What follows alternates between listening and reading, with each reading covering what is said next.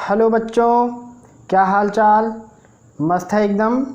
तो आज हम लोग क्लास 10th मैथ में, जो कि आपका NCERT बेस्ड है, उसमें आज हम लोग स्टार्ट करेंगे सर्कल यानी वृत्त। और आज का जो ये हमारा वीडियो है, सेशन है, आज का ये सेशन हमारा पूरा सर्कल का इंट्रोडक्शन है।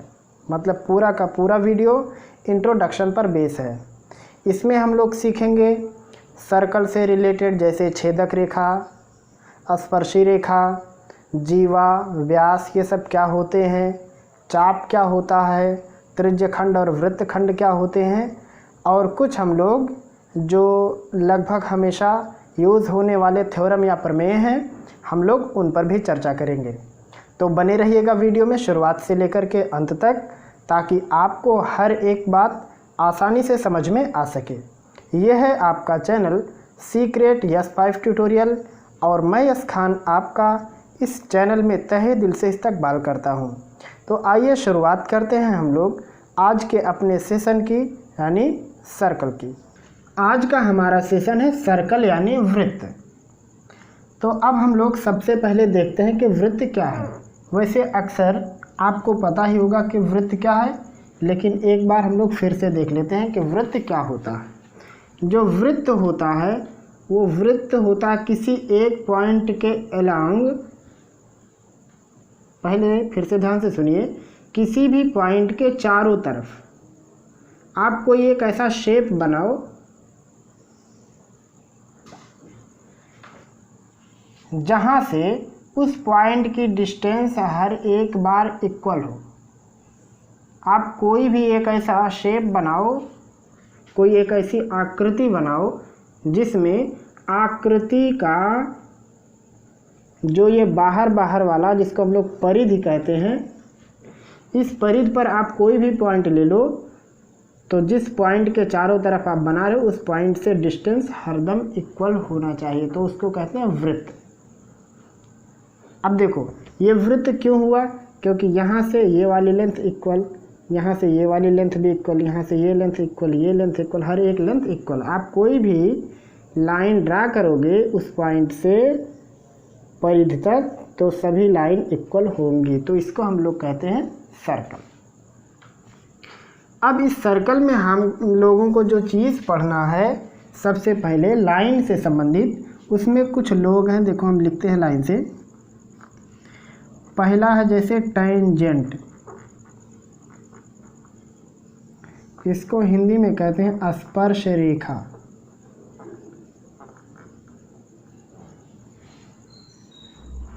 अब देखो टेंजेंट कैसे होता है, कहाँ होता है, हम लोग कैसे पहचानेंगे कि ये लाइन टेंजेंट है। तो अगर हम लोग कोई एक सर्कल बनाएं, यानी एक वृत्त बनाएं,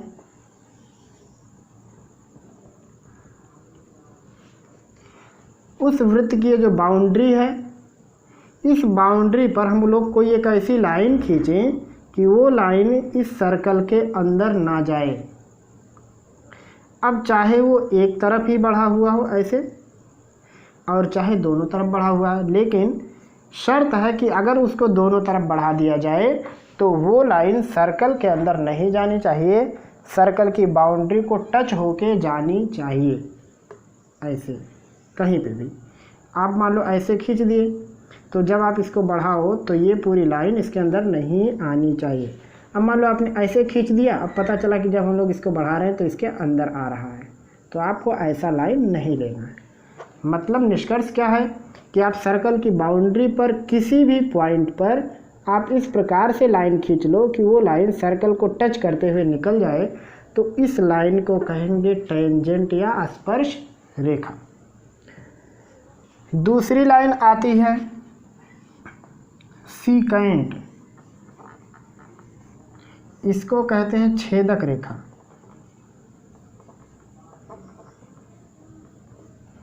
अब ये सीकेंट क्या होता है, सीकेंट कहने का मतलब होगा कि आप कोई एक ऐसी लाइन खींचो जो सर्कल के आर पार हो जाए, ऐसे, तो इस लाइन को कहेंगे हम लोग सीकेंट। अब आप कहोगे कि नहीं, हमने ऐसा लाइन खींचा है तो क्या ये भी सीकेंट है? हाँ, ये भी सीकेंट है। ये दोनों के आर पार निकल जाएगा तब भी ये सीकेंट है। मतलब क्या है कि आप कोई एक ऐसी रेखा खींचो जिसकी वजह से जो सर्कल है ये दो पार्ट में डिवाइड हो जाए, तो इस लाइन को कहेंगे हम लोग सीकेंट। और ये सीकेंट कैसी होती है? सर्कल के आर पार निकली होती है। तो नॉर्मल में इसका पहचान क्या है कि आप कोई भी ऐसी लाइन खींचो जो लाइन वृत्त को दो भागों में कट कर जाती है और वृत्त के आर पार निकल जाती है। तो शायद आप ये सीकेंट भी जान गए। तीसरा जो लाइन है वो होता है कार्ड यानी जीवा। अब ये कैसा होता है? देखो, अगर आप वृत्त के भीतर उसकी बाउंड्री को मिला करके, मतलब आप बाउंड्री पर दो पॉइंट ले लीजिए और दोनों पॉइंट को मिला दो, तो उस पॉइंट को मिलाने पर जो लाइन बन जाती है उसको कहते हैं जीवा। जैसे मान लो हमने एक पॉइंट यहाँ लिया और एक पॉइंट यहाँ लिया, इसको हम मिला दिए, तो इसको अब हम लोग कहेंगे जीवा। कहीं पे भी आप दो पॉइंट ले लो और उसको मिला दो, तो मिलाने से जो लाइन बनेगी उस लाइन को कहेंगे जीवा। मतलब क्या है कि वृत्त की परिधि पर स्थित दो बिंदुओं को मिलाने वाली रेखा क्या है? उसकी जीवा है। अब चौथे नंबर पर आता है डायामीटर यानी व्यास। अब व्यास कैसे होता है? जब बात व्यास की हो तो समझ लेना कि सेंटर से होते हुए वृत्त को दो पॉइंट पे मिलाने वाली लाइन। मतलब आप कोई ऐसी लाइन खींचो कि वो लाइन सेंटर से होते हुए वृत्त के दोनों सिरों को टच कर जाए। जैसे मान लो आपने एक पॉइंट यहाँ लिया, अब इसको सेंटर से मिला दो, तो यहाँ से लेकर के यहाँ तक की इस पूरी लाइन को कहेंगे हम लोग व्यास। अच्छा देखो, अब ये जो व्यास है ये भी तो एक जीवा है, तो हम लोग ये कह सकते हैं कि व्यास जो होता है वृत्त का सबसे बड़ा जीवा हो, मतलब इससे बड़ा कोई भी जीवा नहीं होता। तो इसमें आप ये भी जान सकते हो कि व्यास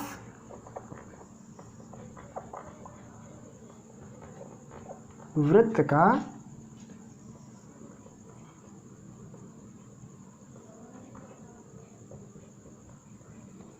सबसे बड़ा जीवा होता है। अगला हम लोग लिखते हैं रेडियस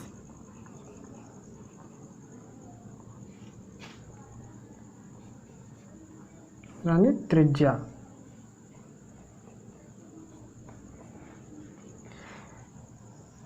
तो रेडियस कहने का मतलब क्या है? रेडियस कहने का मतलब है कि सेंटर से एक ही ओर वृत्त को मिलाने वाली लाइन। जैसे ये वृत्त की त्रिज्या है, ये भी त्रिज्या है, इसको भी क्या कहेंगे? त्रिज्या। सेंटर से वृत्त को एक तरफ मिलाने वाली लाइन को क्या कहेंगे? त्रिज्या। अब अगर ये आर पार निकल गई तो ये त्रिज्या नहीं, केवल इतनी लंबाई त्रिज्या होगी इसकी। जैसे अगर मान लो आपने यहाँ से यहाँ तक मिलाया, तो यहाँ से यहाँ तक की ये लेंथ क्या कहलाएगी? त्रिज्या। और ये लाइन भी त्रिज्या ही है।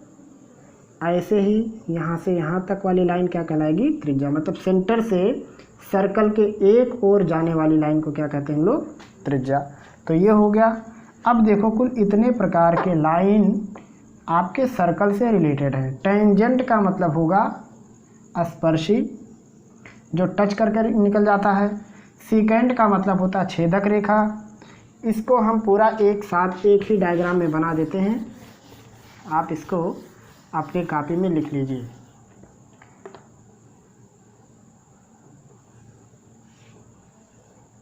अगर कोई लाइन टच करके निकल जाएगी तो उसको कहेंगे टेंजेंट। मतलब ये लाइन कहलाएगी टेंजेंट। अगर कोई लाइन आर पार निकल गई तो इसको कहेंगे सीकेंट यानी छेदक रेखा। अगर कोई लाइन वृत्त के सेंटर से होते हुए जा रही है और केवल परिधि तक गई तो इसको कहेंगे हम लोग डायामीटर यानी व्यास। अगर सेंटर से केवल एक ही तरफ कोई लाइन खींच दें तो इसको कहते हैं हम लोग रेडियस यानी त्रिज्या। और अगर वृत्त पर 2 पॉइंट को मिला करके कोई लाइन खींची जाए तो इसको हम लोग कहेंगे कार्ड या जीवा। तो कुल इतनी लाइन है, आपको इतनी लाइन को जानना होगा और आप एक काम कीजिए, इसको अपने कॉपी में बना लीजिए और ये भी लिख लेना कि व्यास जो होता है वो वृत्त का सबसे बड़ा जीवा होता है। और लिख सकते हो कि जो व्यास होता है वो त्रिज्या का 2 गुना होता है, क्योंकि देखो ये जो डायमीटर होता है इसमें 2 बार त्रिज्याएं आती हैं, तो त्रिज्या का डबल करके आप व्यास तक पहुंच सकते हो। तो ये सारा चीज़ आप बना लीजिए। अब हम लोग अगला जो पॉइंट डिस्कस करेंगे वो है वृत्तखंड, जिसको हम लोग कहते हैं सेगमेंट।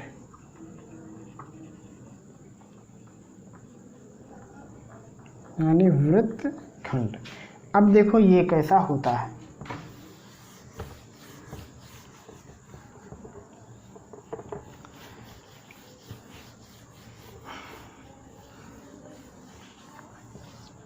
तो इसको समझने के लिए सबसे पहले बनाना होगा एक सर्कल, कुछ इस प्रकार से, उसका एक सेंटर होगा। अब देखो, वृत्तखंड कहने का मतलब है कि आप एक जीवा बना लो। तो अब ये जीवा देख रहे हो कि वृत्त को 2 टुकड़े कर रही है। एक हिस्सा ये नीचे है, ये पूरा एरिया, और एक ये ऊपर वाला पूरा एरिया है। मतलब क्या हुआ कि वृत्त के 2 खंड हो गए।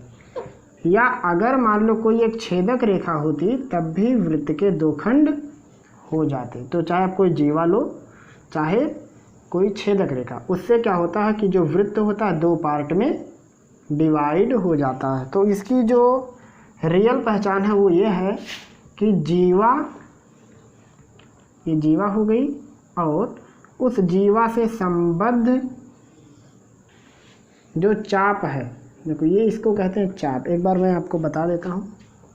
यहाँ पे चाप कहने का मतलब होगा कि जैसे वृत्त है तो वृत्त का कोई भी पार्ट आप, जैसे मैं मान लो इतना वाला पार्ट काट के निकाल लिया, ये वाला पार्ट, तो ये वाला पार्ट कहलाएगा वृत्त का चाप। अब अगर इस पार्ट को रहने दूँ और ये पार्ट मिटा दूँ तब भी ये कहलाएगा चाप। लेकिन क्या हो रहा है, एक चाप बड़ा है और एक छोटा है। तो वो पॉइंट मैं यहाँ लिख देता हूँ। चाप को कहते हैं आर्क, यानी चाप। तो ये साइज के हिसाब से 2 प्रकार के हो सकते हैं। एक को कहेंगे हम लोग माइनर चाप, यानी माइनर आर्क, हिंदी इसकी लघु चाप। तो जिस चाप की लंबाई कम होगी उसको कहेंगे लघु चाप। एक को कहेंगे मेजर आर्क, यानी दीर्घ चाप। तो जिस चाप की लंबाई बड़ी होगी उस चाप को कहेंगे हम लोग दीर्घ चाप। ऐसे ही यहाँ पे देखो ये चाप छोटा है, तो इस जीवा और इस छोटे चाप को मिलाने से जो ये शेडेड एरिया आ रहा है, छायांकित भाग आ रहा है, ये पूरा भाग कहलाएगा हमारा सेक्टर। लेकिन कौन सा सेक्टर होगा, ये माइनर, ये सॉरी सेगमेंट है। ये कौन सा सेगमेंट है, ये माइनर, क्योंकि ये वाला एरिया कम है और ये वाला एरिया बड़ा है। तो ये जो सेगमेंट है इसकी 2 टाइप हैं। पहला है माइनर सेगमेंट, यानी लघु वृत्तखंड, लघु वृत्तखंड। और दूसरा है मेजर सेगमेंट, यानी दीर्घ वृत्तखंड। तो लघु वृत्तखंड किसे कहेंगे, माइनर चाप, यानी माइनर आर्क आप ले लो, मतलब लघु चाप ले लो छोटा वाला, एंड माइनर कार्ड ले लो, या कह सकते हैं कार्ड ले लो। छोटी चाप और जीवा से, छोटी चाप और जीवा से जो शेडेड एरिया बनता है उसको कहेंगे हम लोग लघु वृत्तखंड। जैसे मान लो एक जीवा हम यहाँ लिए ये पूरी बनाने के लिए, तो अब ये एक पार्ट छोटा हो गया और एक पार्ट बड़ा हो गया, तो छोटे वाले को कहेंगे हम लोग माइनर सेगमेंट, लघु वृत्तखंड। और इधर वाले ये बड़े वाले शेडेड एरिया को क्या कहेंगे, दीर्घ वृत्तखंड, मेजर सेगमेंट। अब उसके बाद 7वां नंबर आता है सेक्टर यानी त्रिज्यखंड।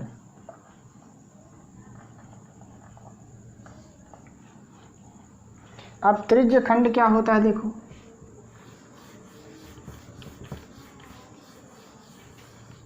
ये इसको भी आप लिख सकते हो कि मेजर आर्क लेना है आपको और कार्ड लेना है, मतलब जीवा लेनी है और बड़ी वाली चाप, तो उससे जो शेडेड एरिया बनेगा वो दीर्घवृत्त खंड होगा। अब देखो त्रिज्यखंड, तो त्रिज्यखंड के लिए आपको क्या करनी है, 2 त्रिज्याएं बनानी है इस प्रकार से।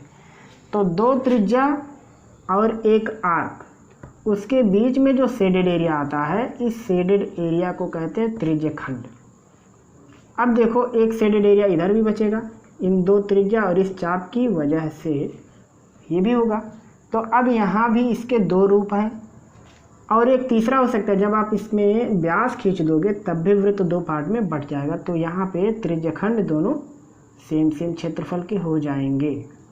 तो यहाँ देखो जब आप कोई वृत्त ले लो और वृत्त में आप 2 त्रिज्याएं खींचो, तो 2 त्रिज्या और आर्क के बीच का एरिया ये कहलाता है त्रिज्यखंड। तो इसके भी कुल 2 रूप हैं, एक है माइनर सेक्टर लघु त्रिज्यखंड और एक है मेजर सेक्टर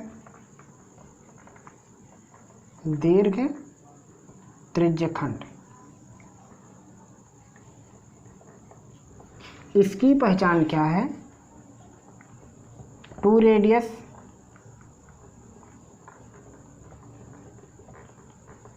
एंड आर्क, ये सॉरी 2 रेडियस लेनी है और आपको माइनर आर्क लेना है, माइनर वाला आर्क, छोटा सा चाप और 2 त्रिज्या, इसके बीच में जो शेडेड एरिया होगा इसको कहेंगे हम लोग लघु त्रिज्यखंड। और जो इधर वाला पार्ट बचा ये बड़ा वाला, तो इसको कहेंगे दीर्घ त्रिज्यखंड। तो इसके लिए क्या होगा, 2 रेडियस एंड मेजर आर्क, 2 त्रिज्याएं और बड़े वाले चाप के बीच का शेडेड एरिया। वैसे अक्सर जो आपको किताब में सवाल लगाने के लिए कहता है, तो जब आपको त्रिज्यखंड का क्षेत्रफल निकालने के लिए कहता है तो अक्सर वो ये लघु त्रिज्यखंड ही होता है अक्सर, क्योंकि वो लोग ये एंगल देंगे आपको, जैसे यहाँ 30, 60, 45 जो भी होगा, तो इसकी वजह से आप जान जाइएगा कि इसी का एरिया निकालना है। तो अब आपने पढ़ लिया tangent, secant, card, diameter, radius, उसके बाद आपने पढ़ा सेगमेंट और सेक्टर, फिर आपने आर्क भी पढ़ा। एक और चीज़ है आर्क से रिलेटेड, उसको कहते हैं हम लोग सरकमफेरेंस, सरकमफेरेंस, इसको हम लोग कहते हैं परिधि। तो परिधि कहने का मतलब होगा कि सर्कल की जो टोटल बाउंड्री है, मतलब पूरी बाउंड्री, इस पूरी बाउंड्री की जो लेंथ है उस लेंथ को कहते हैं हम लोग परिधि यानी सरकमफेरेंस। अब एक और मेन पॉइंट वो यहाँ पे लिखना ज़्यादा ज़रूरी था, वो ये है कि हम लोग सर्कल को लिखते कैसे हैं। तो सर्कल के लिए आप यूज़ करते हैं C विद सेंटर O और R। इसका मतलब होगा कि ऐसा सर्कल लिया गया जिसका सेंटर O है और रेडियस R है। अगर मान लो इसका सेंटर P होता और रेडियस X होता तो ये लिखा जाता CPX, circle with centre P and radius R। तो ये सर्कल का संकेत है। आर्क का संकेत क्या है वो भी मैं आपको बता देता हूँ। जैसे मान लो ये AB लिखा हुआ है, तो ऐसे जब लिखा रहेगा ए बी के ऊपर ऐसी लाइन, तो समझ लेना कि ये एक चाप की बात हो रही है। लेकिन लघु चाप या दीर्घ चाप, उसके आगे लघु और दीर्घ लिखा रहता है। तो अब हम लोग बात करते हैं सर्कल से रिलेटेड कुछ थ्योरम के बारे में और कुछ फार्मूले के बारे में जो आपको पढ़ना है। तो क्या है वो? पहला, वृत्त का क्षेत्रफल। वृत्त का क्षेत्रफल वो होता है 2 पाई आर। आर का मतलब रेडियस, ये सॉरी रॉन्ग हो गया। वृत्त का क्षेत्रफल पाई आर स्क्वायर।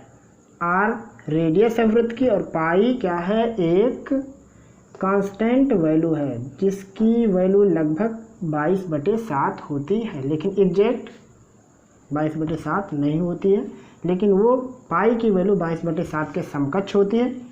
इसलिए लगभग हम लोग लिखते हैं कि पाई लगभग बराबर होता है 22/7 के, या 3.14 भी लोग लिखते हैं। दूसरा है वृत्त की परिधि, वो होता है 2 पाई आर। और जो रियल में पाई की वैल्यू होती है, पाई इक्वल होता है C/D। अब आप कहोगे C/D क्या है? तो पाई जो वास्तव में खोजा गया था वो भी मैं लिख देता हूँ। पाई का मतलब होता है वृत्त की परिधि और वृत्त का व्यास, इसके अनुपात को ही कहते हैं पाई। तो व्यास क्या होता है? त्रिज्या का 2 गुना। तो अगर यहाँ हम लोग लिखें r का डबल यानी 2r, तो 2r का जब गुणा कर देंगे तो 2 पाई r आ जाएगा वृत्त की परिधि। पहले जब सर्कल बनाया गया तो वृत्त की परिधि में डायमीटर से भाग करते थे तो कोई गिनती आती थी, और कोई भी सर्कल बनाते थे उस सर्कल में उसके डायमीटर से भाग करते थे तो वही गिनती आती थी। तो उस गिनती का नाम क्या लिखा गया? पाई लिखा गया।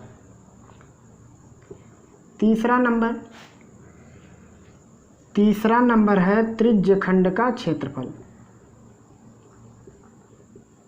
त्रिज्यखंड का क्षेत्रफल ये होगा θ/360 degree into pi r square. अब आप कहोगे थीटा क्या है? तो मान लो कि ये 2 रेडियस है, उसके बीच का ये एंगल है, मान लो 30 अंश। तो आप थीटा की जगह पे 30 लिखोगे, और आर मतलब ये वाला रेडियस आपको लेना है, तो त्रिज्यखंड का क्षेत्रफल आ जाएगा। अब अगर मान लो आपसे पूछता दीर्घ त्रिज्यखंड का क्षेत्रफल, तो आप पूरे त्रिज्यखंड, ऐसा आप कर सकते हो, पूरे वृत्त का क्षेत्रफल निकाल के इसको घटा दो तब भी आ जाएगा, या आप इस वाले एंगल को ले लो, जैसे 30 है तो ये हो जाएगा 330, तो आप थीटा की जगह पे 330 रख दो तब भी आपका आंसर आ जाएगा।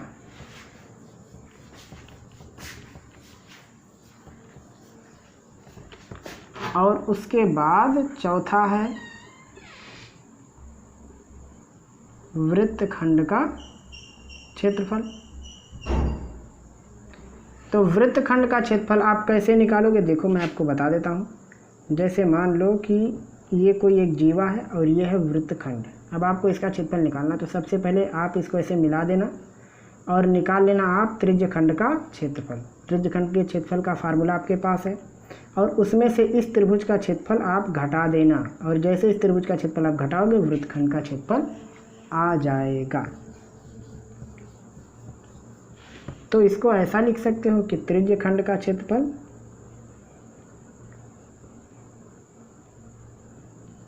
माइनस संगत त्रिभुज का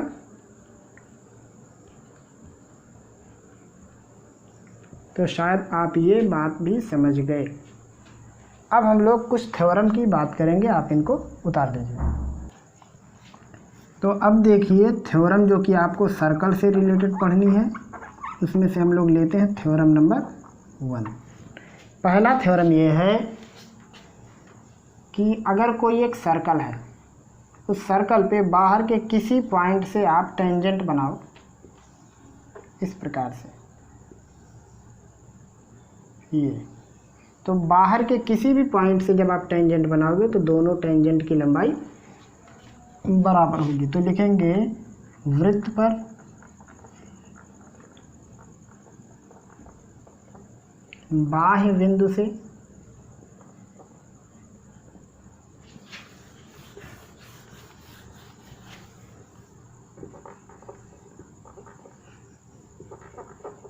खींची गई स्पर्श रेखाएं बराबर होती है। आप कोई भी वृत्त लो, बाहर से कहीं भी आप कोई दो बना दोगे टेंजेंट स्पर्श रेखा, तो दोनों की लेंथ एकदम बराबर होगी और इनकी कुल संख्या 2 से ज़्यादा हो भी नहीं सकती। कभी भी आप 3 स्पर्शी किसी बाहर के बिंदु से नहीं खींच सकते हो। ये है आपका पहला थ्योरम। दूसरा थ्योरम, थ्योरम नंबर 2। ये थ्योरम नंबर 2 क्या है कि अगर मान लो कोई एक सर्कल है और सर्कल में कोई एक जीवा है, तो अगर आप वृत्त के केंद्र से जीवा पे आप कोई एक लंब खींचोगे तो जीवा के 2 बराबर भाग हो जाएंगे। तो ये है वृत्त के केंद्र से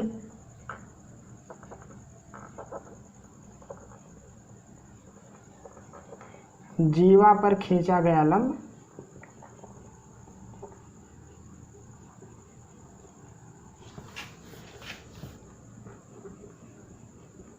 जीवा को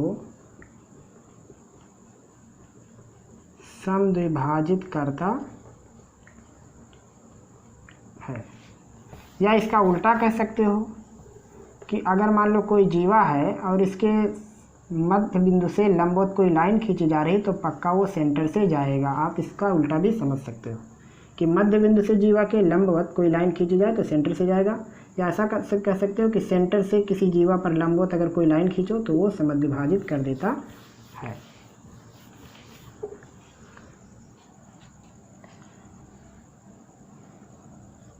अगला है थ्योरम नंबर 3। जीवा द्वारा केंद्र पर बना कोण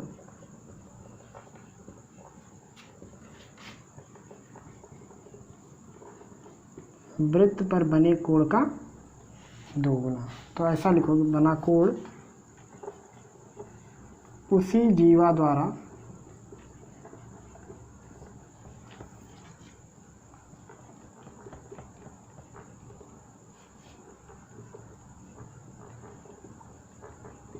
वृत्त पर बने कोण का 2 गुना होता है।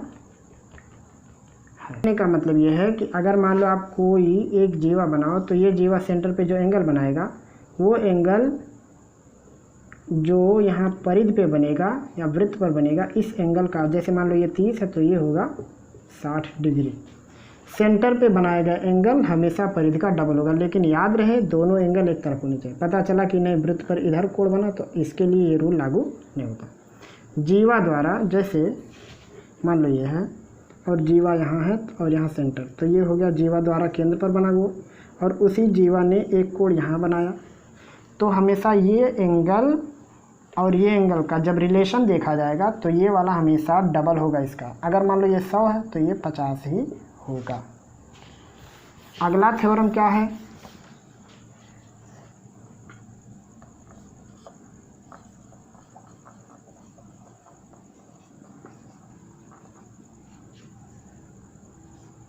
एक जीवा द्वारा, जीवा कह सकते हो या चाप, एक जीवा द्वारा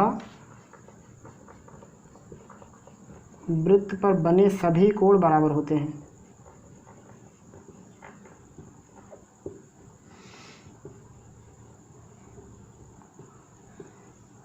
ये थ्योरम है। ये कहने का मतलब क्या है कि अगर आपने कोई जीवा ये बनाया सर्कल, तो इसकी कोई जीवा वृत्त पे मान लो एक एंगल यहाँ बना रही, एक यहाँ बना रही, एक यहाँ बना रही, तो जितने भी एंगल होंगे सभी एंगल समान होंगे। या आप कह सकते हो कि कोई चाप वृत्त पर जितना भी एंगल बना डालता है सभी एंगल बराबर होते हैं, लेकिन शर्त है कि सभी एक ही साइड होनी चाहिए। मतलब अगर सब लघु चाप पर हैं तो सब वहाँ हो, सब यहाँ पे ये सब दीर्घ में हो तो दीर्घ में, और सब लघु में हो तो लघु में। ऐसा भी आप कह सकते हो कि ये जीवा है तो ये जीवा एक एंगल यहाँ बनाई, एक यहाँ बना रही है, एक यहाँ बना रही, एक एंगल यहाँ बना रही, तो सभी एंगल समान होंगे। ये बात आप जाने रहिएगा। अगला लिख लेते हैं हम लोग थ्योरम नंबर 5। यानी प्रमेय नंबर 5, ये भी वृत्त से संबंधित है। ये है